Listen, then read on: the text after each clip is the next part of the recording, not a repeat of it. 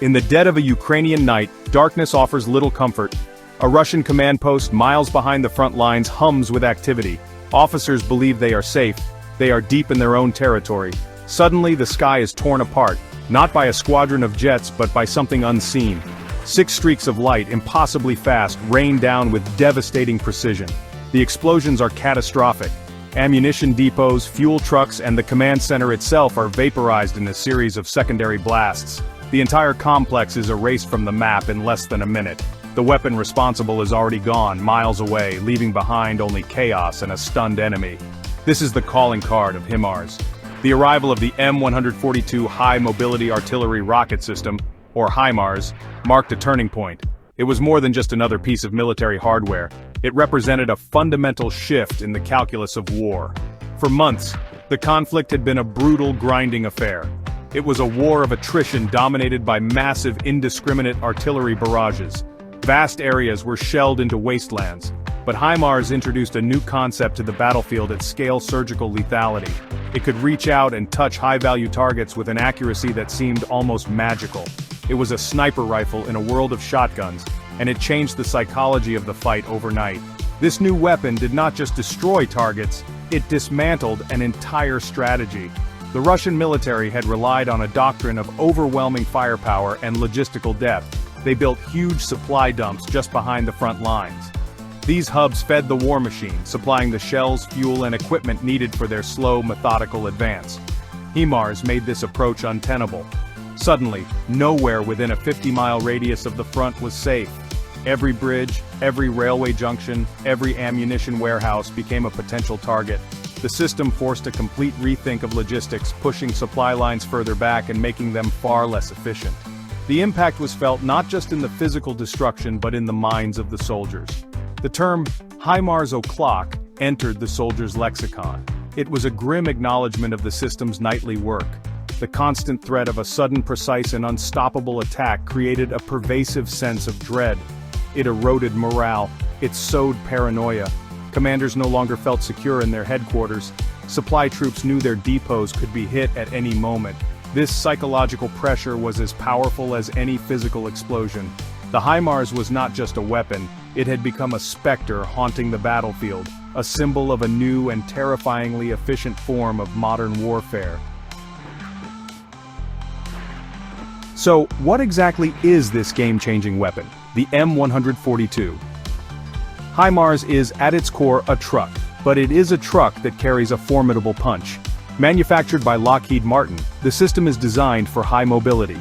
It is mounted on a standard United States Army medium tactical vehicle chassis. This might seem mundane, but it is a critical part of its design philosophy. Using a truck instead of a heavier tracked vehicle like a tank means HIMARS is lighter, faster on roads, and easier to maintain. It can be transported by a C-130 Hercules transport plane, allowing it to be deployed rapidly to conflict zones anywhere in the world. The business end of the HIMARS is the launcher pod on the back. This pod can hold one of 2 types of munitions. Media Group, HIMARS. Loading different types of munitions, comparison of missile and rocket pods for HIMARS added stock, added distribute _equally. It can carry a single large missile or a pod of 6 smaller rockets. This flexibility is key to its versatility. The entire system is operated by a crew of just 3 soldiers. Media Group, 3 HIMARS crew members in uniform, HIMARS crew operating inside vehicle, soldiers entering HIMARS cab at stock at distribute _equally, a driver, a gunner, and a section chief. They operate from inside an armored cab that protects them from small arms fire and artillery shell fragments. This small crew size and high degree of automation make the HIMARS an incredibly efficient weapon system, requiring less manpower than many older artillery pieces that deliver far less impact on the battlefield.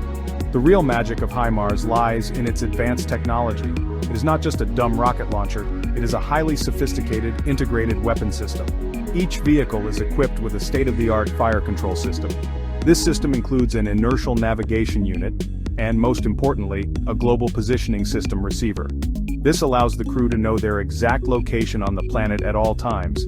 When they receive a target's coordinates, the onboard computer calculates the precise trajectory needed for the rockets to hit their mark. The entire process of aiming and firing is automated, minimizing human error and maximizing speed and accuracy.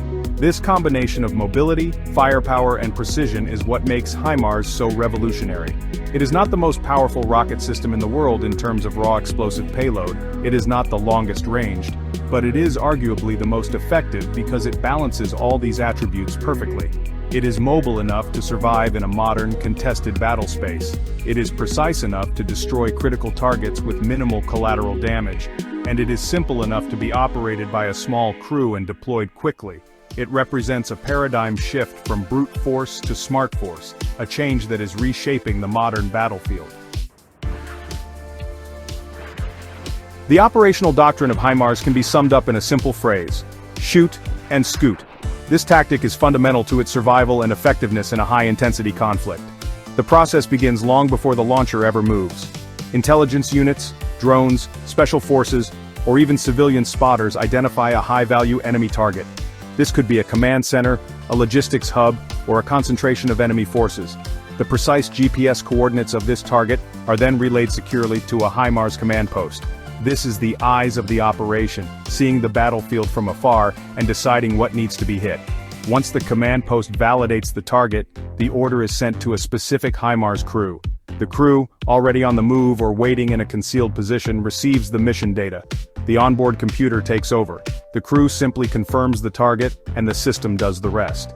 The launcher pod, mounted on a turntable, automatically slews to the correct azimuth and elevation. This entire process, from receiving the target data to being ready to fire, can take less than a minute. The speed is breathtaking. It leaves the enemy with virtually no time to react or take cover once the firing mission has been initiated.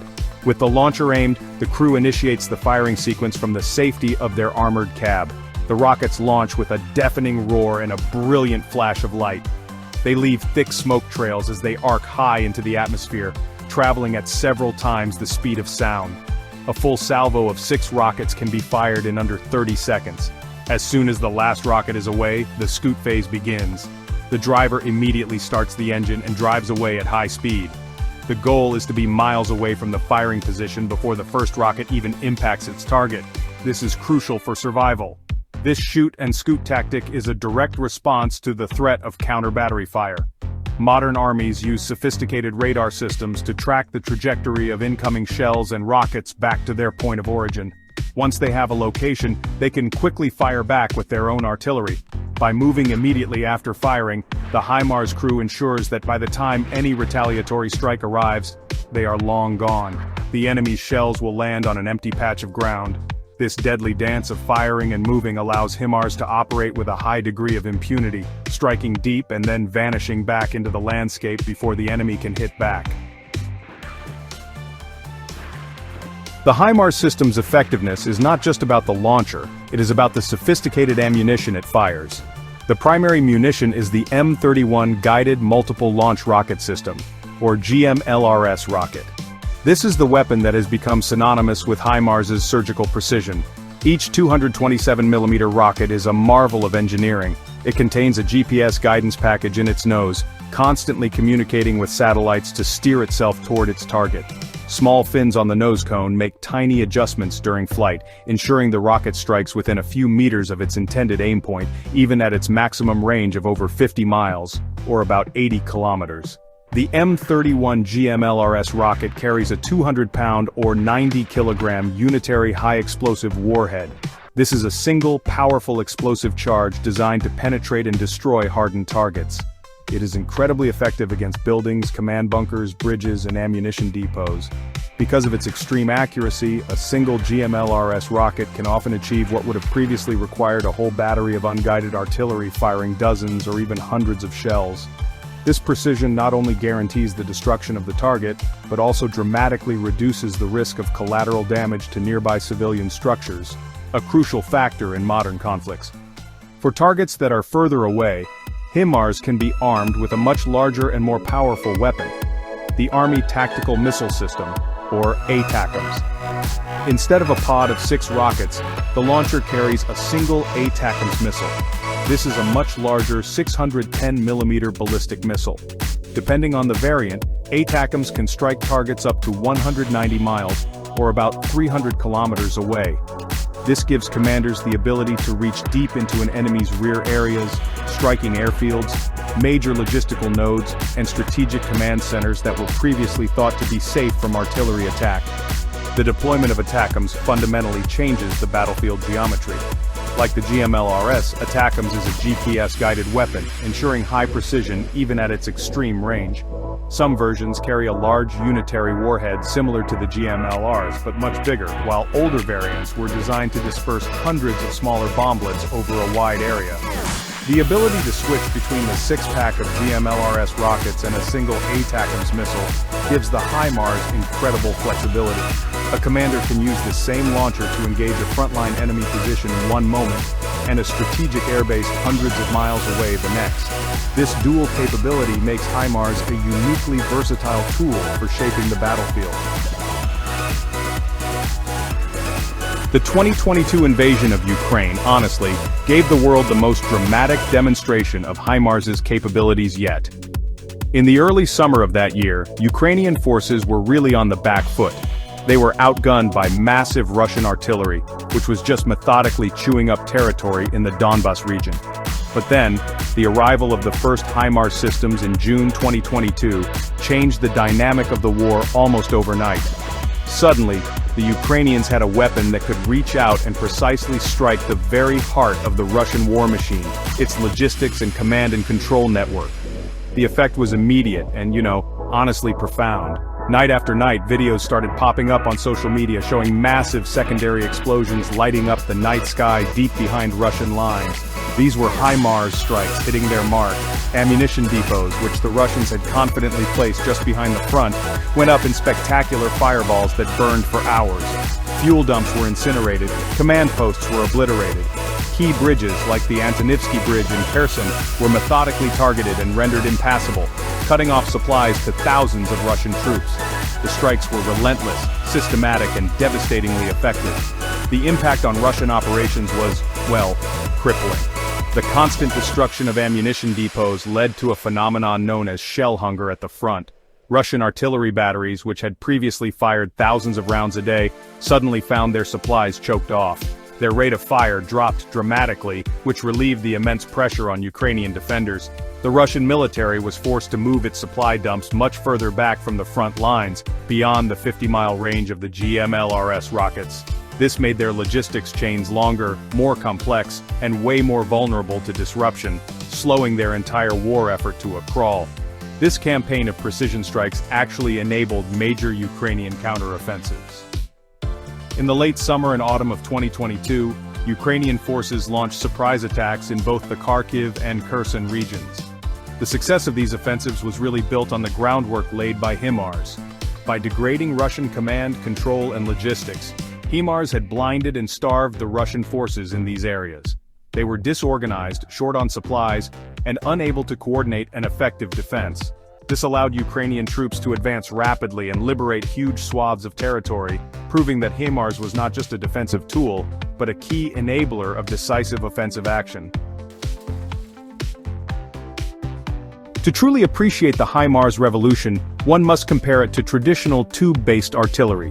For centuries, cannons and howitzers were the kings of the battlefield. They delivered firepower at a distance, breaking up enemy formations and supporting infantry attacks. However, they have significant limitations. Traditional artillery is inherently inaccurate. Firing an unguided shell is subject to many variables: wind, air pressure, temperature, and even the rotation of the Earth. To guarantee hitting a target, a battery of several guns must fire a large number of shells into a general area. This is known as area fire. It is destructive but inefficient and honestly pretty indiscriminate. HIMARS, with its GPS-guided GMLRS rockets, operates on a completely different principle: precision fire. Instead of saturating an area, it aims to destroy a specific point. One GMLRS rocket can achieve the same effect on a point target like a building or a bridge as hundreds of conventional artillery shells. This has massive logistical implications. An army using HIMARS needs to transport, store, and handle far less ammunition to achieve its goals. This massively reduces the strain on its supply lines. It is the difference between using a scalpel and a sledgehammer. Both can be effective, but the scalpel is far more efficient and precise. Another key advantage is range. A standard 155mm howitzer, like the M777, has a maximum range of about 15 miles or 24 kilometers, with standard ammunition, or up to 25 miles or 40 kilometers, with special extended range projectiles. The GMLRS rockets fired by HIMARS can reliably hit targets over 50 miles or 80 kilometers away. This greater range means that HIMARS can operate from positions much further behind the front lines, keeping them safer from enemy attack. More importantly, it allows them to strike targets deep in the enemy's rear area that are completely untouchable by conventional tube artillery. This creates a much larger at-risk zone for the enemy. Finally, there is the issue of responsiveness and survivability. A traditional artillery battery takes time to set up, aim, and fire. It is also a large, relatively static target. HIMARS, with its shoot-and-scoot capability, is designed for the fast-paced, modern battlefield. Its ability to fire and move in minutes makes it exceptionally difficult for an enemy to locate and destroy. This combination of range, precision, and mobility sets it apart from its predecessors. While tube artillery still has a vital role to play, particularly for providing close support to troops, HIMARS has introduced a new capability that conventional guns simply cannot match. While HIMARS has become the most famous multiple launch rocket system, or MLRS, it is not the only one in the world. Several other nations have developed and fielded similar systems. Its most direct competitor is its older, heavier sibling, the M270 MLRs. The M270 is a tracked vehicle based on the Bradley Fighting Vehicle chassis. Its key difference is that it carries 2 rocket pods instead of 1. This means it can fire 12 GMLRS rockets or 2 ATACMS missiles in a single salvo, giving it double the firepower of HIMARS. However, this comes at a cost. The M270 is heavier, slower, less strategically mobile. It requires a larger transport aircraft, and more difficult to maintain. HIMARS is the lighter, more agile fighter. Russia has a long history of developing powerful rocket artillery, a legacy of the famous Katyusha launchers of World War II. Its primary modern systems are the BM-27 Uragan and the more advanced BM-30 Smerch. These are formidable weapons. The Smerch in particular can fire 12 300mm rockets to a range comparable to GMLRs, and it delivers a much larger warhead. However, the vast majority of Russian rockets are unguided. They are designed for area saturation, not precision strikes. While Russia has developed some guided rockets, they are not as widely available or as proven as GMLRS. This makes them less effective against point targets and far more likely to cause widespread collateral damage. China has also invested heavily in advanced rocket artillery. Its most modern system is the PHL-16. This is a wheeled system, similar in concept to HIMARS, but significantly larger and more powerful. It can be configured to fire a variety of rockets and even ballistic missiles, with some reports suggesting certain munitions can reach ranges of several hundred kilometers. These systems appear to be very capable on paper, combining the mobility of a wheeled platform with immense firepower and long range. However, like many of China's advanced weapon systems, their true performance in a real-world, high-intensity conflict remains unproven. What sets HIMARS apart is not that it has the best individual statistic in every category. The Smerch may have a heavier payload, and the PHL-16 may have a longer range. The M270 has more firepower. But HIMARS represents the most successful and combat-proven synthesis of all the key attributes: mobility, precision, reliability, and logistical simplicity. It is this balanced design, combined with the highly effective and widely available GMLRS guided rockets, that has made it the benchmark against which all other systems are currently judged. Its performance in Ukraine has provided a battlefield validation that its competitors currently lack. The deployment and transfer of HIMARS has become a major factor in international geopolitics. The system is more than just a weapon. It is a powerful symbol of American military technological superiority and political support. For a nation to receive HIMARS is a clear signal of a deep strategic partnership with the United States. The decision to provide these systems to Ukraine was a pivotal moment. It was a calculated risk by the Biden administration, carefully calibrated to give Ukraine a decisive edge without provoking a wider conflict with Russia. The transfer demonstrated a significant commitment to Ukraine's sovereignty. The success of HIMARS has created immense global demand. Nations around the world, particularly those on Russia's and China's borders, have taken note. Countries like Poland, Romania, Estonia, Latvia, and Lithuania have all placed orders for HIMARS. For these nations, acquiring the system is a cornerstone of their defense modernization plans. It provides them with a credible deterrent, a porcupine strategy to make any potential invasion incredibly costly for an aggressor. The ability to hold an adversary's key military assets at risk from a distance is a powerful equalizer for a smaller nation facing a larger neighbor. This proliferation, however, also carries risks and creates new geopolitical dynamics. The presence of HIMARS in a region can be seen as a destabilizing factor by potential adversaries.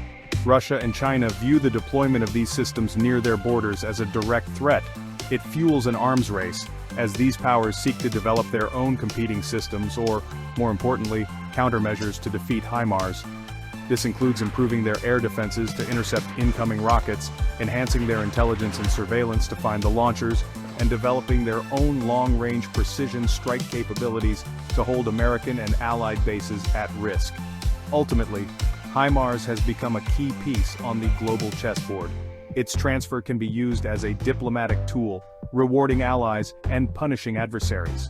Its deployment can reshape regional security balances.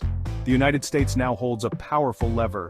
The decision of who gets HIMARS, when they get it, and what type of ammunition they are allowed to have, particularly the long-range ATACMS, is a major foreign policy decision with far-reaching consequences. The system has transcended its role as a tactical weapon and has become an instrument of grand strategy in the 21st century. The story of HIMARS is a clear signpost for the future of land warfare. The era of warfare defined solely by mass and brute force is fading. The future belongs to systems that are smart, networked, precise, and survivable. HIMARS is the embodiment of this new paradigm. Its success has cemented the importance of long-range precision fires as a central element of any modern military force. Armies around the world are now scrambling to acquire or develop similar capabilities, recognizing that falling behind in this domain is a recipe for disaster on the future battlefield. The evolution of HIMARS and its munitions will continue. We can expect to see the development of rockets with even greater range, such as the new Precision Strike Missile or PRSM, which will eventually replace ATACMS and push ranges out to 300 miles and beyond. We'll likely see warheads designed for new purposes, such as electronic warfare payloads to jam enemy communications or advanced sensors to find and engage moving targets. The integration of artificial intelligence into targeting processes will make the system even faster and more lethal, shortening the time from detection to destruction to mere seconds. However, the proliferation of such systems also ensures that the battlefield of the future will be more lethal and transparent than ever before. The shoot-and-scoop tactic will become even more critical as countermeasures improve. The fight will be a constant battle between seekers and hiders. The ability to process information faster, make decisions quicker, and strike more precisely than the enemy will be the key to victory. This will be a war fought not just with explosives but with satellites, data links, and algorithms. The network behind the launcher will be just as important as the launcher itself. In conclusion, the M142 HIMARS is more than just a successful weapon system. It is a harbinger of a new age of conflict. It has demonstrated conclusively that precision can be a substitute for mass, that speed and mobility are essential for survival, and that the ability to dominate the deep battle can determine the outcome of a war. The echoes of its rockets on the plains of Ukraine will reverberate for decades, shaping the design of armies, the strategies of nations, and the very character of warfare itself. The future of war is here, and it arrived on the back of a truck.